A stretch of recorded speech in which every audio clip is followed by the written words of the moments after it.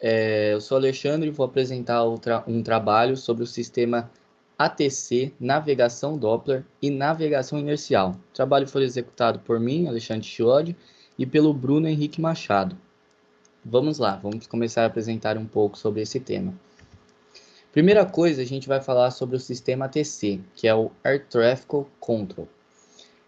O controle de tráfego aéreo, ou em inglês Air Traffic Control, ou a abreviação ATCO, é um serviço prestado por controladores de solo. O que são esses controladores? São controladores de tráfego aéreo que fornecem nada mais instruções e autorizações de voo com base nas características operacionais da aeronave e nas condições de tráfego em um determinado momento. Num aeroporto mais movimentado, tem umas instruções. Num aeroporto menos movimentado, possui outras instruções. Então, não é exatamente igual para todos. Bom, o que é o DCEA? DCEA é um órgão que conduz o planejamento, a implantação e a operação, manutenção da infraestrutura de comunicação relacionada ao controle de tráfego aéreo do espaço no Brasil. Nada mais é um órgão que controla, que vê tudo se está funcionando, se faz todas as provas, né, para que não há erros, nem panes, nem coisas erradas nesse controle de tráfego aéreo, que pode custar vidas ou até acidentes feios, né? Então, o DCE é meio que um órgão que nada mais faz a fiscalização de tudo isso. As comunicações são executadas, dentre outras ocasiões em que se fizeram necessárias, para acompanhar a evolução de cada voo, para autorizar ou restringir procedimentos de aeronaves e para fornecer também informações de apoio, tais como as referentes às condições meteorológicas. Então, você pode utilizar o controle de tráfego aéreo para diversas coisas, não só apenas para a gente coordenar no espaço aéreo, mas também para tirar dúvidas do voo, dúvidas meteorológicas, passar coordenadas, entre várias outras coisas.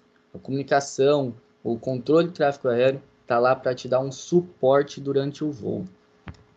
Os serviços de controle de tráfego aéreo são prestados basicamente por 3 tipos de órgãos operacionais. A torre de controle de aeródromo, que é também denominado de Tower, TWR, né?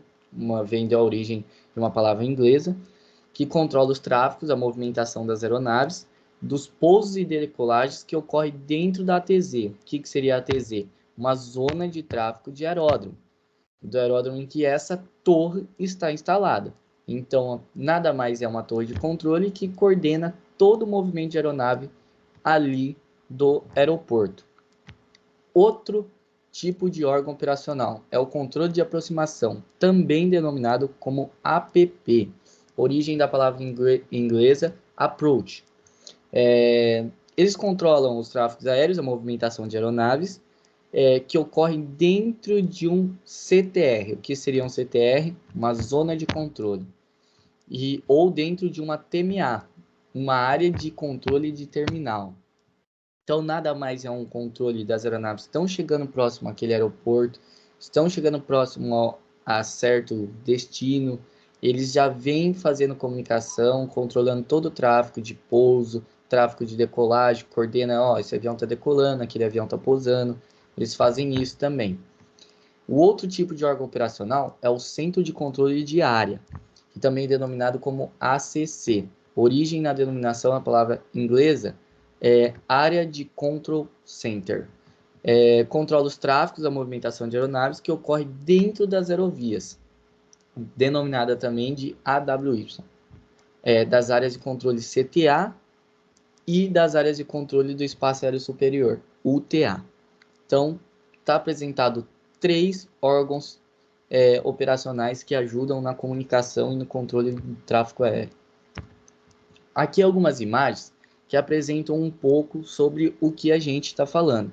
Abaixo, a gente consegue ver uma sala de ACC, uma sala fechada, com computadores, com sistemas de rádios, comunicadores muito potentes, que fazem toda a comunicação com as aeronaves, com o solo, com toda a comunicação necessária para que haja uma movimentação no tráfego aéreo de aeronaves sem que houvesse falhas, choques ou também saciando dúvidas das aeronaves, como nós tínhamos falado abaixo. Do lado direito é um exemplo, meu superior direito, é um exemplo de visão do espaço aéreo brasileiro, básico, um exemplo de nível de altitude. Mais abaixo, que a gente denomina de FL 245, é o espaço aéreo inferior do solo ou água nessa faixa. Após o FL 245, essa faixa aí, é o espaço aéreo superior, que é ao infinito, o NL, né? E ao lado superior esquerdo, essa imagem é uma básica representação dos 3 tipos, por exemplo, de órgãos operacionais que eu tinha explicado no slide passado. Podemos ver a circunferência significa mais ou menos o raio de alcance desse controle operacional, né? Então, como eu disse, tinha o controle de torre de controle, que era denominado por TWR, que vinha de Tower.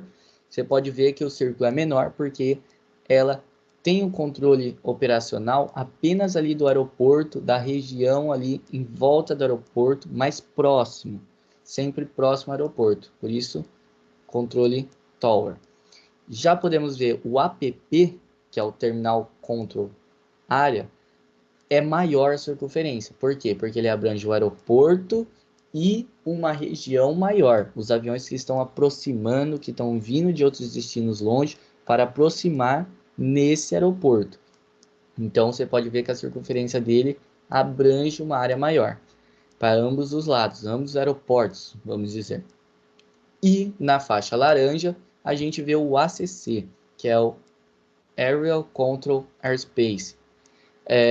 Nada mais é que um controle aéreo de uma margem maior de frequência, onde gera uma comunicação para reportar aeronaves no espaço que não estão dentro de um controle de torre, não estão dentro de um controle de APP, mas estão navegando num espaço controlado para que haja comunicação e não haja um acidente entre uma aeronave e a outra, entre outras coisas também, entre o solo também. A comunicação com o controle também auxilia no relevo em diversas coisas, meteorologia, entre outras coisas. Lógico, tudo isso incluído dentro das aerovias, que possuem já, para ter uma segurança maior ainda da navegação das aeronaves no controle aéreo brasileiro, né? Bom, agora a gente vai dar início a um outro tema, um tema chamado, né, Sistema de Navegação Doppler. Mas o que é um sistema de navegação Doppler? Nada mais, Doppler computa e apresenta e continua automaticamente a velocidade em relação à Terra, ground speed, e o ângulo de deriva, drift angle, que eles chamam, de uma aeronave em voo. O Doppler permite continuamente uma onda de eletromagnética portadora e determina os componentes de velocidade frontal e lateral da aeronave, utilizando o princípio conhecido como efeito Doppler. O que seria esse efeito Doppler? O efeito quando você vê aquela ambulância na rua, vindo de longe, o som está diferente, conforme vai aproximando, o som vai mudando, após estar na sua frente é um som, e após passar você, essa onda sonora muda novamente, e vai mudando o som, assim, conforme a ambulância vai se deslocando ao caminho. Então, nada mais, isso é um efeito Doppler. Nas imagens abaixo, mostra um pouquinho o exemplo que eu dei agora. É um exemplo que ocorre no dia a dia de todas as pessoas e é utilizado na aviação e na comunicação. Pode ser explicado em termos na figura 13 e 17 que a gente mostrou aí. O emissor do som é uma sirene localizada na ambulância em movimento. E o receptor é o ouvido de uma pessoa parada. Então seria basicamente uma torre de controle e o sinal emitido numa aeronave, entendeu? Seria mais ou menos isso. Esse é o sistema de navegação Doppler. É ficar emitindo um sinal várias vezes e assim o controle de tráfego aéreo consegue deduzir, né, ter umas informações de velocidade, de localização, de aviões próximos que estão um dos outros, e eles conseguem ter maior precisão de passar uma informação, de coordenar uma informação no espaço aéreo da aeronave, que a aeronave situa, né? Bom, agora vai ficar o próximo slide com o Bruno, e ele vai dar seguimento explicando um pouquinho mais sobre os temas que a gente está trabalhando aqui.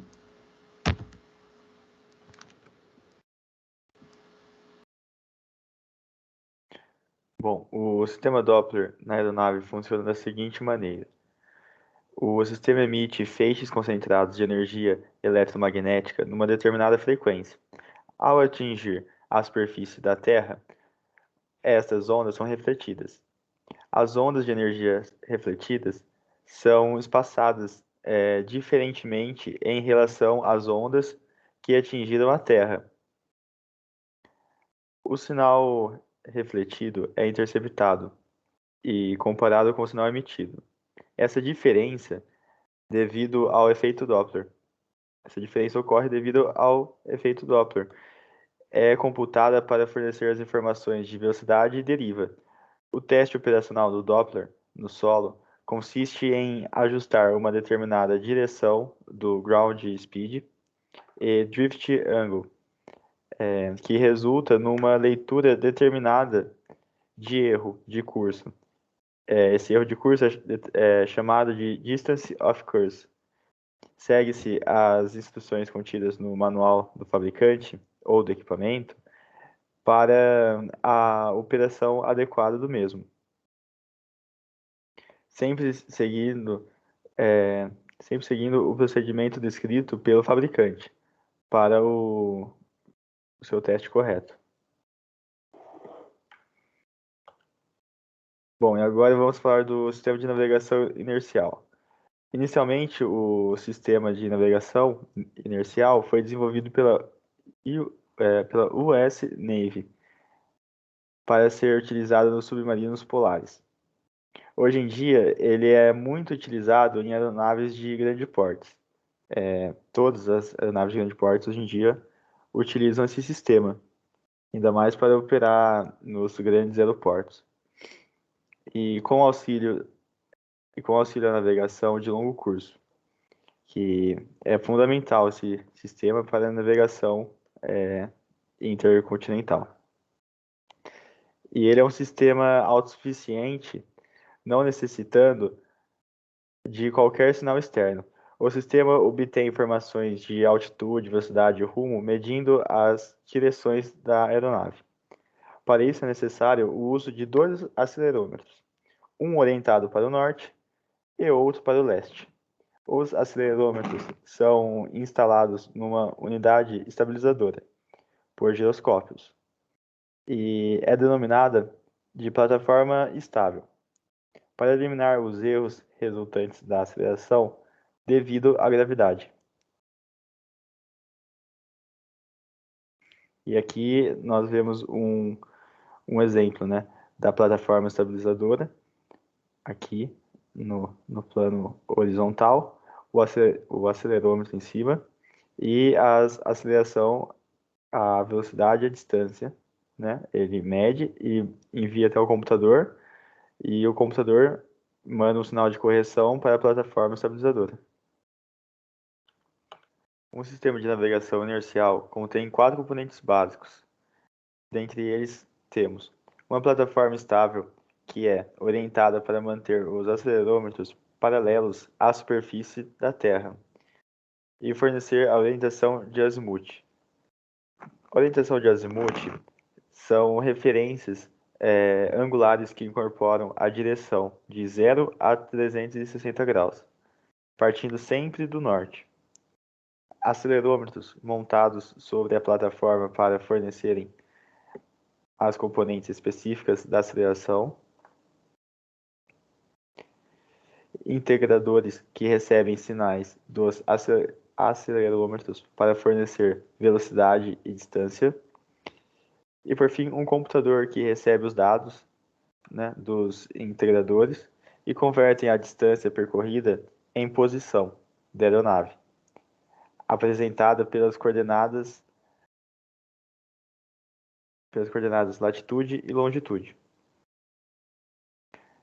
As condições iniciais, coordenadas geográficas do local, são fornecidas ao sistema.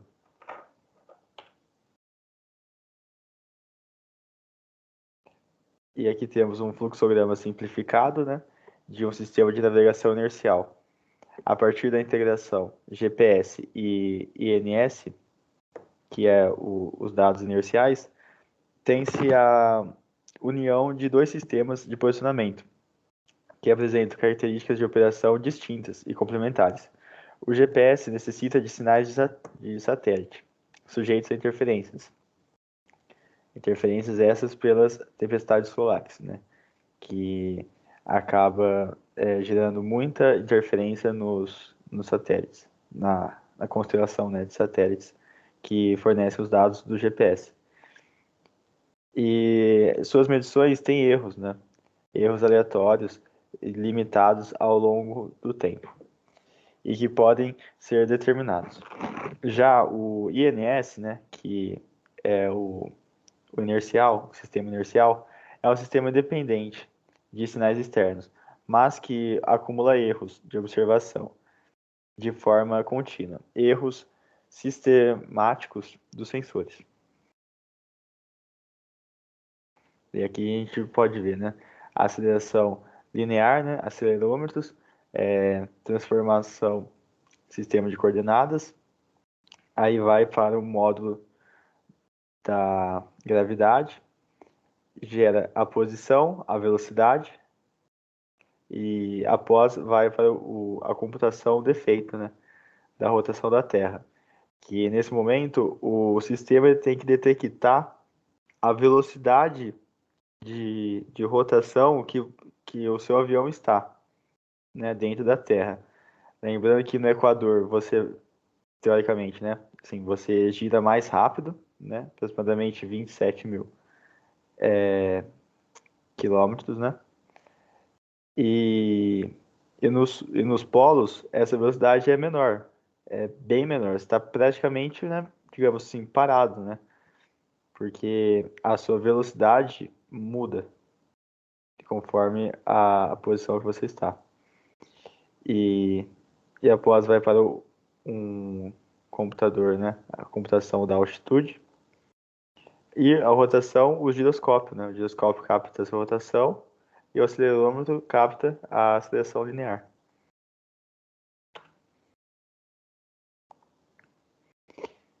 E na navegação inercial, né, temos o termo inicialização. E é empregado como referência ao método de levar o sistema a um conjunto de condições iniciais. Essas condições essas que eu já havia mencionado. Para o avião decolar, um avião convencional desse de linha aérea, um Boeing, um Airbus, um Embraer até, ele precisa fazer o alinhamento inercial, né? É chamado de alinhamento inercial na aviação. Que daí o piloto ele vai lá no cockpit da aeronave, no Boeing é no overhead, e ele põe na posição nave. E o tempo, ele leva um tempo para esse sistema inicializar. O tempo varia de 8 minutos até 2 minutos, dependendo da sua posição. Em São Paulo, em torno de 7, se não me falha a memória. Aí, lá na parte mais alta, tipo, perto dos polos, esse tempo é reduzido. Em Manaus, se não me engano, é uns 5, 6, algo assim. É um pouquinho mais que São Paulo, se não me falha a memória. E essas condições iniciais compreendem o nivelamento, né, da plataforma. E o que acontece? Para você alinhar inicialmente, né, o sistema inercial, você tem que colocar o fixo, né, que a gente fala que é a sua coordenada inicial, que é obtida pelo GPS, né, ou você pode inserir manualmente, ou você pega a informação que o GPS te dá. E daí o GPS vai saber que você está em tal lugar no globo. Então ele vai ter já uma base, né? Ele vai saber a velocidade que você está. Então ele vai falar assim, não, você está aqui, então vai levar tanto tempo para o sistema alinhar, entendeu? E embora todos os sistemas de navegação inercial, né, precisam ser inicializados, o método varia de acordo com o equipamento e o tipo de aeronave no qual ele está instalado. Os procedimentos, né, que eu disse aqui são para o Boeing. Toda a linha Boeing segue mais ou menos esse mesmo esquema. Mas no Airbus também tem, né, nas outras fabricantes também se encontram este tipo de navegação. E aqui nessa parte, esse sistema aqui é bem interessante de a gente analisar. Aqui a gente observa os acelerômetros são mantidos na posição horizontal, paralelas à superfície da Terra, né, por uma plataforma estabilizada pelos giroscópios. À medida que a aeronave acelera, os acelerômetros enviam um sinal aos integradores. A saída destes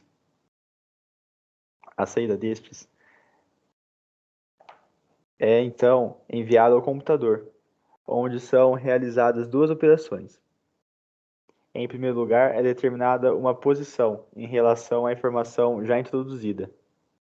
Em segundo lugar, um sinal é enviado à plataforma no sentido de posicionar os acelerômetros paralelamente à superfície da Terra. Os sinais dos giroscópios de alta velocidade e dos acelerômetros acoplados aos controles de voo permanecem inalteráveis, independentemente da altitude da aeronave.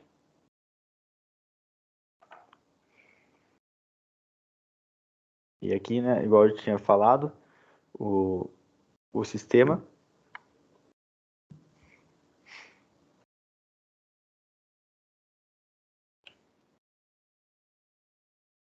Bom, pessoal, foi isso por hoje. Muito obrigado pela atenção de todos.